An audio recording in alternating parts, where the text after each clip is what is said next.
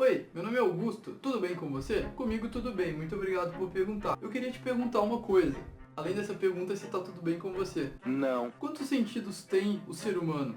Visão, audição, olfato, paladar, tato e clarividência? Não. No, God, please, no! No! No! Não. Espera um pouco. Vamos começar pelo começo. Você já ouviu falar em Aristóteles? Aristóteles foi um filósofo grego que viveu mais ou menos 2.300 anos atrás. Mas se a gente tá em 2018, como ele viveu 2.300 anos atrás? Eu não sei. Illuminati confirmed. Lá por 300 e tanto antes de Cristo, quando a Grécia era a maior potência intelectual daquela região. E Aristóteles foi um ser humano sensacional. Eu quero que isso fique bem claro. Ele viveu em uma época que ninguém sabia nada de nada. E mesmo assim teve a capacidade de começar a formular o que no futuro viria a ser o pensamento científico. Foi um dos primeiros estudiosos que se tem registro que começou a estudar o conceito de lógica e o pensamento crítico. Foi ainda o tutor de uma criança que se tornaria ninguém mais, ninguém menos que Alexandre o Grande, que depois cresceu e foi conquistar um dos maiores impérios da história da civilização humana. Baita dado pro currículo do cara isso daí. Pô, eu fui o tutor do Alexandre o Grande, sabe quem é? Já ouviu falar no Alexandre o Grande? Então Aristóteles foi sim uma grande pessoa. Merece até uns aplausos. Palmas para Aristóteles. Não tô zoando não, ele realmente foi uma grande pessoa. Mas, dito isso, e considerando, é claro, as limitações que ele tinha há tanto tempo atrás, na época dele, 2.300 anos atrás, considerando isso, Aristóteles falou muita besteira. Eu não sei, eu só sei que eu caí da espaçonave. Muita besteira mesmo. E é inacreditável que algumas pessoas repitam até hoje as coisas da forma que ele falou lá naquela época, há 2.300 anos atrás, na Grécia, ignorando completamente todo o avanço do conhecimento que houve de lá pra cá. As coisas mudaram desde então, a gente entende melhor o mundo. E uma dessas besteiras que ele falou foi justamente a questão dos 5 sentidos. Aristóteles disse na sua obra sobre a alma que existiriam 5 sentidos no corpo humano: visão, audição, olfato, paladar e tato. Nessa obra ele deixa bem claro que para ele esse era um fato absoluto e inalterável. Ele passa um capítulo inteiro argumentando que seria impossível ser de qualquer outro jeito, que seria impossível existir qualquer um além desses 5 sentidos. E aparentemente ele foi tão persuasivo nos seus argumentos que as pessoas obedecem esse comando intelectual até hoje. E daí nesse ponto eu acho que não tem muito como defender o Aristóteles, no sentido da arrogância que ele teve, por mais que ele tivesse lá inúmeras limitações na sua época, de achar que a impressão dele sobre aquilo ali era uma coisa inalterável, definitiva. Nada justifica essa prepotência de ele dizer explicitamente que as especulações dele eram definitivas e irrefutáveis, inclusive por causa das limitações da época dele. Ele não tinha dados o suficiente para fazer esse tipo de afirmação tão grandiosa, de que é assim e pronto, isso nunca vai mudar. Não. Para te dar uma dimensão de como ele falava umas besteiras, outra coisa que ele apresentava como sendo um conhecimento absoluto e inalterável era a noção de que todo o universo à nossa volta é constituído por uma combinação de 5 elementos básicos: terra, água, fogo, ar e éter. Hoje já se sabe que isso não tem nada a ver, e que na verdade os elementos básicos que constituem o universo todo à nossa volta são outros, e são muitos. Tanto é que se criou a tabela periódica dos elementos químicos para organizar essa lista. Fogo não é um elemento químico. Fogo é a resultante de uma reação química que é a combustão. Água também não é um elemento. Água é uma molécula formada pela combinação, daí sim, de 2 elementos, oxigênio e hidrogênio, de uma forma bem específica, combinando 2 átomos de hidrogênio com um átomo de oxigênio, formando ligações covalentes. Isso é a água. Terra, ar, éter, já deu para entender que isso daí não tem nada a ver com nada. Ele fazia ali as observações com todas as limitações que tinha na época, e daí era arrogante, e dizia que isso é assim, pronto, nunca vai mudar, é irrefutável, é definitivo. Só que não, né, cara? Como ele também não fazia a menor ideia do que estava falando nessa história dos 5 sentidos do ser humano. E o engraçado é que essa coisa é ensinada até hoje para as crianças nas escolas, que a gente tem 5 sentidos. Isso é bizarro, seria o mesmo que ensinar para as crianças que existem 5 elementos básicos na natureza. Essa coisa aí da terra, água, fogo, ar, éter, sob o argumento de que, assim é mais fácil para as crianças aprenderem, depois quando elas crescerem elas vão aprender que não é bem assim, que é o que as pessoas dizem para defender esse ensino como é feito da coisa dos 5 sentidos. Mas não, cara, se a criança ainda não consegue entender aquilo, para que ensinar isso? Não precisa, qual que é a pressa? Você vai querer ensinar física quântica para uma criança de 3 anos? Para quê? Espera, quando ela tiver na idade suficiente para entender aquele conceito, daí explica isso para ela. Nesse caso, o que você está fazendo é passar desinformação para a criança, você está ensinando uma mentira para ela, um erro conceitual, ao dizer que o ser humano tem 5 sentidos. E ninguém vai corrigir isso depois não, isso é outra mentira. Essas crianças acabam crescendo e virando adultos, que são as pessoas que lá na frente na vida vão falar essas baboseiras de 6º sentido como algo de clarividência, percepção extrasensorial. Porque a pessoa cresceu acreditando que a gente tem 5 sentidos, ela não faz a menor ideia do que ela está falando. A pessoa está querendo especular em cima de uma coisa que ela nem se deu ao trabalho de estudar um mínimo para entender o que já se sabe hoje sobre isso, o que a civilização humana já acumulou de conhecimento sobre isso, o que já é sabido. It is known. It is known.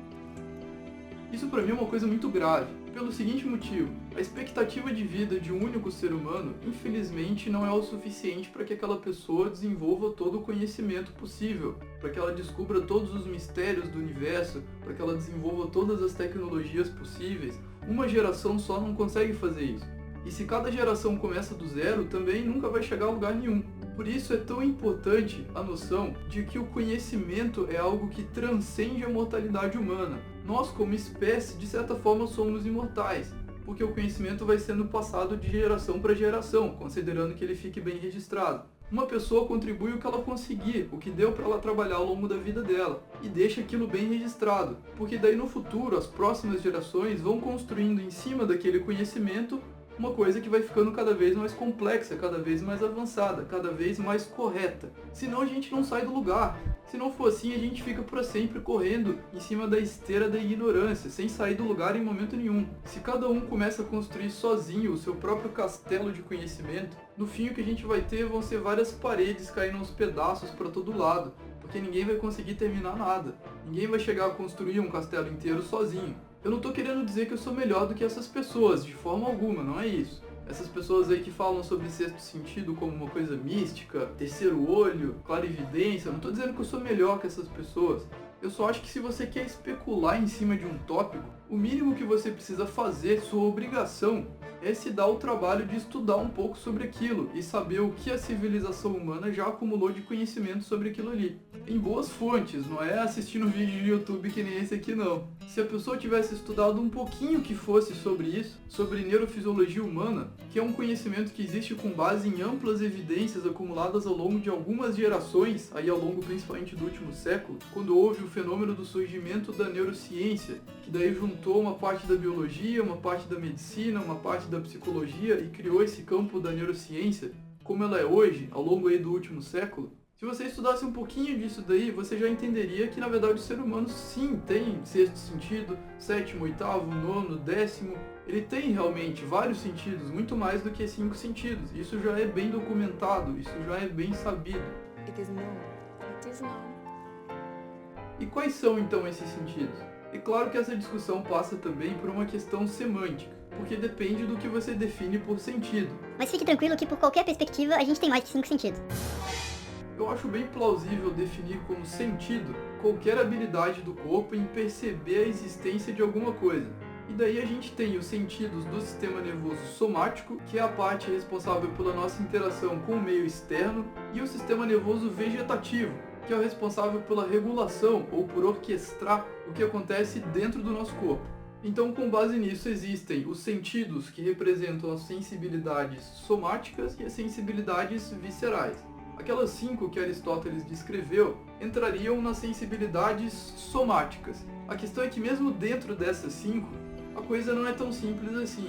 Vamos pegar a visão, por exemplo. Se você quiser definir visão como todo e qualquer estímulo captado pelos olhos, Daí tudo bem, realmente visão seria um sentido só. Da mesma forma que se visão for tudo aquilo gerado pelo estímulo luminoso, pela luz, também daria para considerar a visão como uma coisa só. Mas não é bem assim. A visão, na verdade, representa um conjunto de sensibilidades um pouco diferentes que têm em comum esses fatores. São captados pelo olho através de estímulos de luz. O olho, no caso, sendo um órgão especializado para focar essa luz de forma que ela chegue da melhor forma possível aonde ficam os receptores sensoriais propriamente ditos do estímulo luminoso, que ficam lá no fundo do olho, na retina. Mas do ponto de vista do processamento cerebral, uma coisa é a percepção de cores, outra coisa a percepção de movimento, outra a identificação de faces, outra ainda a identificação de objetos, e por aí vai. É um tipo de informação diferente que a gente está processando. Mas tá, vamos considerar que visão seja uma coisa só. É o sentido captado pelos olhos através de estímulos luminosos. Tá bem, uma coisa.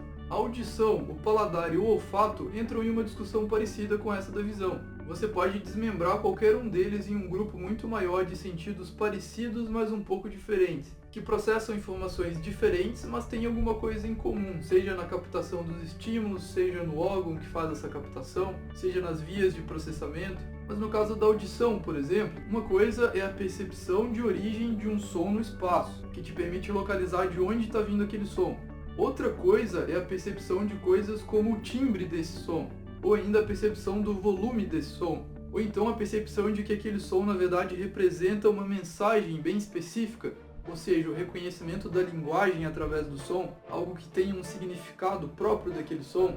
Já o paladar ou gustação apresenta receptores distintos na língua para cada tipo de sabor, e o olfato reconhece e processa cada tipo de molécula que pode estar dissolvida no ar de uma forma um pouco diferente. Então, se a gente considerasse cada um desses pontos como algo distinto, porque de fato representa a percepção de coisas ligeiramente diferentes, seria aceitável dizer que o ser humano tem centenas de sentidos diferentes, isso só no componente do sistema nervoso somático.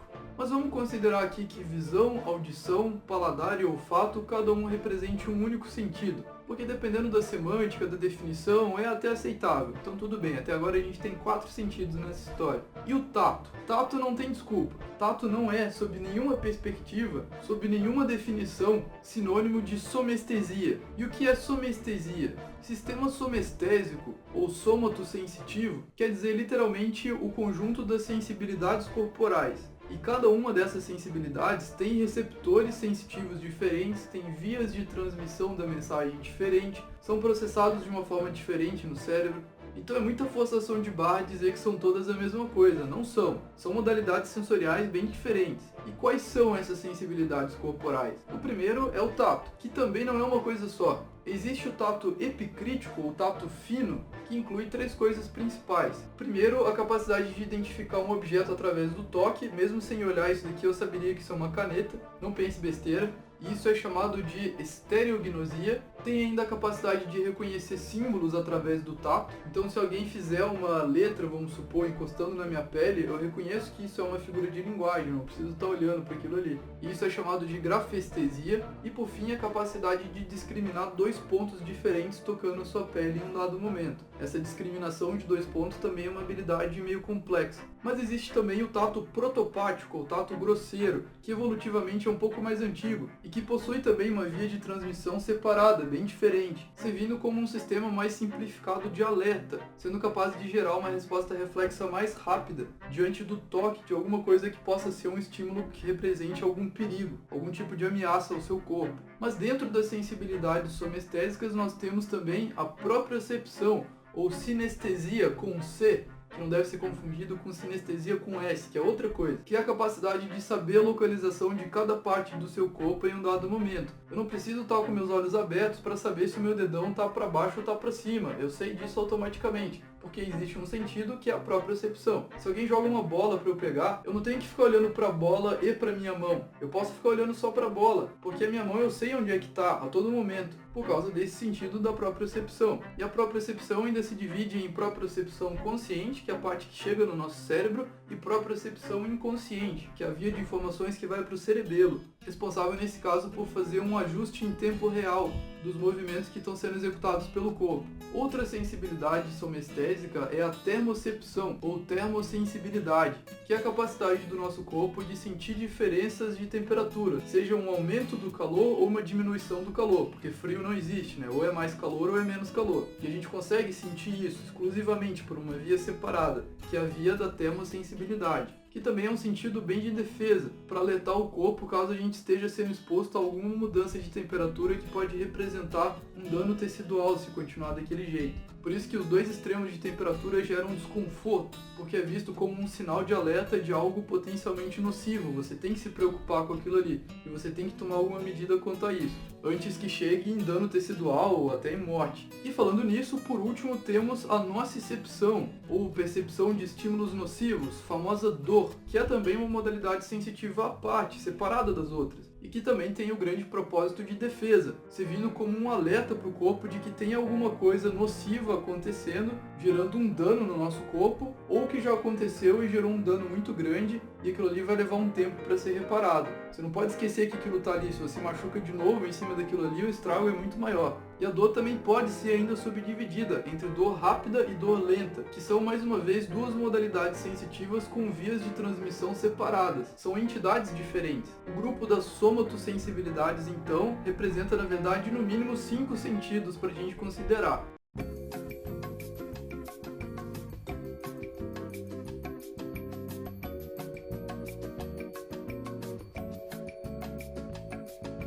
Cinco sentidos diferentes, e daí juntando com aqueles outros 4 já chegamos em 9. E tem ainda um sentido super importante e totalmente negligenciado pelos amantes da metafísica, que gostam de ficar falando em clarividência, telepatia, e eles ignoram que a gente tem um sentido muito legal, que é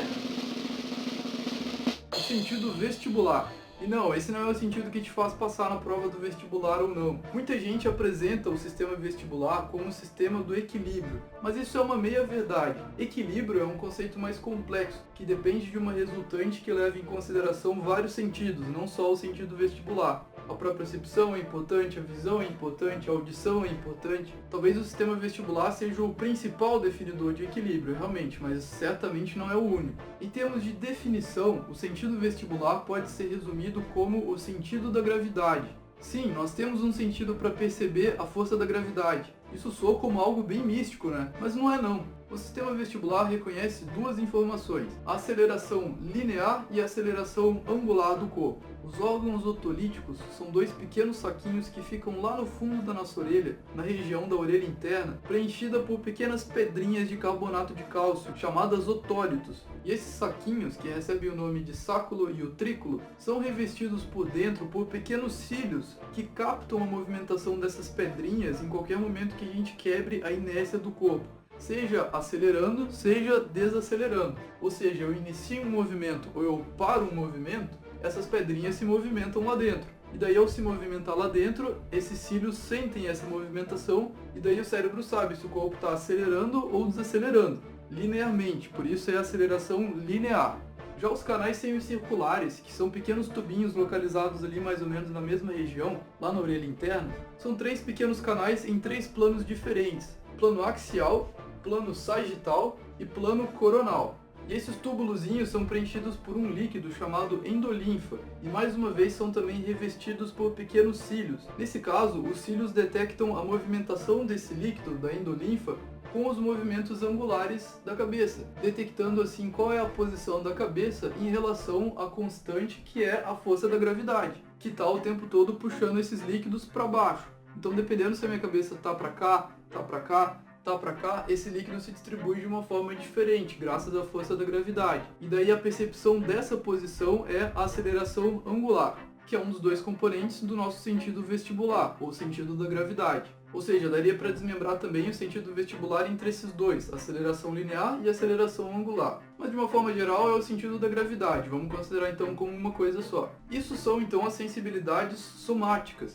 que no caso da nossa contagem aqui já fecham em 10 sentidos diferentes. Isso porque a gente não está levando em conta as sensibilidades viscerais, percepção de enchimento vesical, que é a distensão da bexiga, e consequente vontade de urinar, é um sentido das sensibilidades viscerais. a sensação de distensão gástrica, que te dá aquela sensação de estar cheio, como a gente diz, sinalizando que já está na hora de parar de comer, faz parte também dessas sensibilidades viscerais. Existem baroreceptores no nosso corpo que detectam variações da nossa pressão arterial, quimiorreceptores que detectam variações nas concentrações de oxigênio e gás carbônico, bem como o pH do sangue, receptores de dor visceral, que seria uma terceira via diferente dentro daqueles caminhos da dor. Essa é uma lista que vai longe. A conclusão que eu quero ter aqui nesse vídeo é que o número de sentidos depende estritamente da definição que você vai dar para um sentido. Você pode subdividir eles de várias formas, que daí vai dar dezenas, centenas de sentidos diferentes já conhecidos no ser humano. Mais ainda se a gente levar em conta as sensibilidades viscerais. Mas que fique claro que sim, podem existir ainda outros sentidos que a gente não entende muito bem, ou às vezes que nem conhece mesmo, nem sabe que existe. Só que qualquer discussão acerca disso é uma especulação, e você deve admitir isso, que você está especulando. Não tem problema admitir isso. Filosofia é importante, a gente tem sim que filosofar, mas filosofar, especular, não é evidência. Eu posso achar o que eu quiser sobre o universo, eu posso achar que a Terra-média do Senhor dos Anéis é uma coisa factual, que existe, que o Legolas foi um personagem histórico. Eu posso decidir acreditar nisso. O fato de eu acreditar nisso não torna isso verdade de forma alguma. É uma especulação que eu estou hipotetizando, sabe-se lá por quê. E o mínimo que eu preciso fazer para especular em cima de alguma coisa é estudar o bastante para eu pelo menos conhecer, por alto que seja, que já é sabido sobre aquele assunto. Se você acha que teve um baita insight sobre como as coisas funcionam, que vai além do que o conhecimento humano já reconhece, se esforce então para provar essa sua hipótese. Isso não é um desafio como algo ruim, é um estímulo. Porque só ficar falando por aí que você é contra o materialismo científico, que você sabe que as coisas são assim e pronto, porque você decidiu acreditar nisso e é só isso que importa, essa postura não leva a lugar nenhum. Se todo ser humano tivesse agido assim, a gente estaria vivendo nas cavernas até hoje, essa é a verdade. Então não cometa o mesmo erro do Aristóteles de ser prepotente a ponto de considerar que o que você acha é uma verdade universal e irrefutável, definitiva, absoluta, porque não é. Não fique tentando fazer o seu próprio castelo do conhecimento sozinho do zero. Junte-se ao resto da humanidade que está tentando construir já há incontáveis gerações um castelo conjunto do conhecimento humano. E daí assim a civilização humana progride independentemente da nossa mortalidade. Você morre, mas o que você contribuiu para o nosso conhecimento vai ser imortal. Isso é uma coisa bem profunda de se pensar. Por mais que você não vá viver para sempre, o seu legado pode viver para sempre. Se você contribuiu muito para uma certa coisa, provavelmente você vai sim ser lembrado para sempre. E daí, de certa forma, você vai continuar existindo através daquelas pessoas que se baseiam naquilo que você fez. Como Aristóteles, que 2.300 e tantos anos depois, estou eu aqui falando sobre ele. Ele já morreu há muito tempo, mas a importância dele para a humanidade continua existindo, talvez vá continuar existindo para sempre. Se você chegou até aqui no vídeo, uma salva de palmas para você. Se você gostou e quer mais vídeos como esse, não se esquece de se inscrever aqui embaixo no botão inscrever-se e clica no sino que tem do lado também, porque hoje em dia se inscrever só já não basta mais. Se você não clicar no sino, o YouTube vai decidir por você o que ele vai te mostrar. E daí ele pode começar a te mostrar aí esses vídeos sobre o sexto sentido da percepção extrasensorial, e essa coisa que eu falei do tipo de pessoa que fica vomitando verdades que na verdade ela que inventou. Aqueles fatos todos ali ela tirou... Onde você tira essa... Isso tá muito engraçadinho, hein, Robin? Lógico que foi... Podia ser mais da onde? E não acredite também na minha palavra, tudo que eu disse e as referências bibliográficas estão aqui embaixo. Sinta-se à vontade para conferir e checar todas as informações que eu falei. Acho que isso é o melhor que você pode fazer. Porque se você aceita o que eu estou dizendo aqui sem questionar, você vai aceitar também o que as pessoas estão falando aí de terceiro olho, olho da mente, metafísica, clarividência. E até o próximo vídeo.